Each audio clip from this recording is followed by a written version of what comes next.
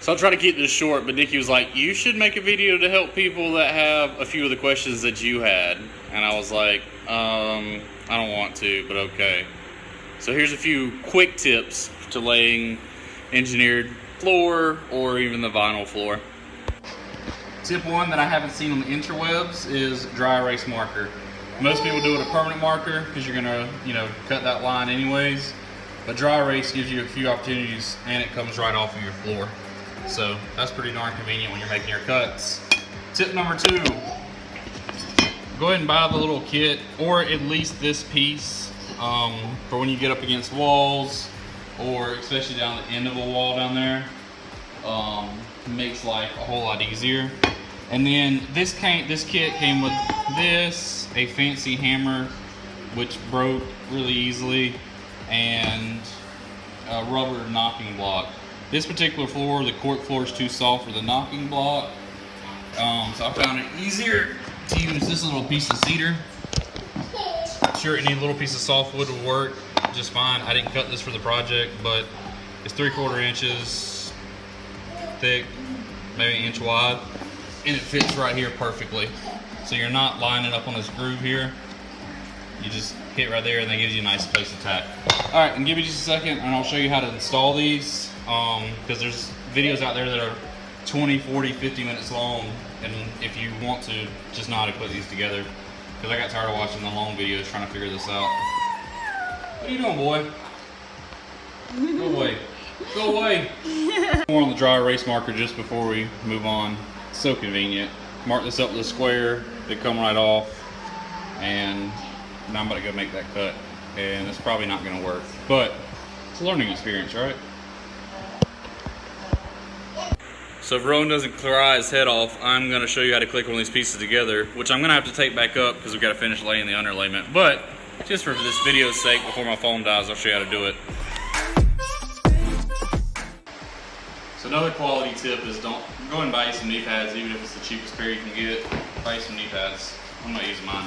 But first thing do a quality inspect real quick. Just make sure you don't have any broken pieces, or have someone like Nikki to help you do it. You take this bad boy on the skinny side, and you want to take, can you see that there? Grab it with your hand, push it in as hard as you can. All right, once you get it to this point, you're gonna have to lift up on it, which is gonna lift the whole row up just a tiny bit. You cooperate and give it a little wiggle. And if you ever get a piece that's not cooperating, just for an example, you can take your little block of wood, your piece of hammer, but make sure you do this as the very last resort. Try to get it in there first. So, once you get it all the way in there, you'll hear it click. Sometimes, once it lays completely flat, usually you're good. Inspect for any creases or holes. You want to fix those before you move on to the next piece. Make sure everything's just the way you want it, because it's your one chance. I'm sorry, buddy. I'm sorry. You get attention again. That's been it. That's for you. So Mommy's got him again, and Nikki's like, make sure you show him where to put the block, which I think I already did. But you don't want to put it on the outside of this piece of cardboard here. You want to lay it on top of that. Alright, and don't weld on this thing. If it's not going in there just right, try to wiggle it some before you go beating on it. And they sell rubber ones. The cork didn't like that, but I did have to use it for the vinyl floor that I put in here. So, and I think I got some sweat on the lens. This vinyl floor, I pretty much had to beat almost every piece in. I don't know if I was doing something wrong or if it's just that stubborn, but I used the rubber. I used the whole toolkit for this. And I've got another video, hopefully on this one.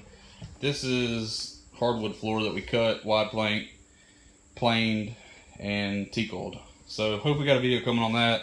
Sorry about little buddy screaming. He's grumpy this time of day, but so am I. So, and this is our floor that's almost done. We got a bad shipment and a bunch of pieces were broken. So we're actually gonna have to wait until a week or two till we can finish this. So, cause that box got to go back. That box is broken, mostly broken. So, and because we're doing different colors. Anyways, rambling at this point. It's not that complicated once you figure out the basics. Like I said, and now that he's not screaming, make sure you try to get it in without beating it first. And this piece is coming back up, not piece, because we got to finish laying the underlayment. So, any extra points that I missed? Maybe the spacers when you start off. Oh, I think I just want to watch an hour-long video. But yeah, taking points out. The spacers come in that same kit. You can also just take a piece and turn it on its side. This suggested I think a 3/8. We went in with a 1/4 inch. You can go up to half, depending on how big your quarter round is going to be. Which is nice because it gives you some variance in gap spacing and stuff like that. So we got a video or two on the lime washing here too if you want to check that out. Oh, they know that. That comes in the directions. Your last one in a row, you cut it and use it to start your next row. People know that. You guys know that, right? What else you got? Some folks don't like reading directions. When you go to the end, you got to turn it around the opposite way to cut it. Oh, you want to show them how to do that? Yeah, he's gonna scream. Oh, okay. Yeah. This is pretty basic stuff, but I didn't realize it when I first started. My buddy Will showed me. My buddy David showed me how to click them together. So it's good to have good buddies. The floor naturally runs this way, but when you want to cut your end piece, I'm sorry, it's getting dark. You flip it around the exact opposite direction. Mark it with your dry erase marker, and chop saw's the easiest. They sell fancy cutters for it, and cheap Harbor Freight table saw. I'm thinking I'm gonna do a review on that saw, but that one's on Amazon, the cheapest 12-inch chop saw you can get, or compound miter saw. So, any questions? Put them in the comments below. I'm no expert, but this ain't rocket science either. It ain't rocket surgery. Alright, so let's try to do this with some non-screaming baby bonus footage real quick. Nope, he started crying as soon as I started talking. So you're going to get that piece slid in there, which is easier with 2 hands. But it locks underneath there, and you'll kind of feel it lock. And then see, right there, this piece has got a little lip. So you're going to lay it down flat, alright? But down here at the end, you got your little space there. Alright, so this is where you go to do the lift and wiggle. So make sure you get it locked in there good. Drop it down. Sorry. And this is definitely a 2-handed job. Yeah! You just wiggle it on in there. So, and I like to go ahead, once I get it in there nice and good, and you can see there's a tiny bit of seam there. You can probably push that out, but I like to generally take this hammer, not hard, not any beans, not any meat. Sorry for the shakiness. And just give it a little tiny tap. Because if you got to hit on it hard, you did something wrong. Alright? And generally, this side's not going to have a gap, but if it does have a little gap, you do the same thing. Sit on the cardboard right there. Like I said, they make a fancy tapping block. That's what I use for the vinyl. But it was beating up the edges of this cork. So this has, knock on wood, haha, hasn't messed anything up yet. You like that one, didn't you, nerd? Alright, we'll close this one out. I don't even know why Nikki made me make a video. Just wanted to go to bed.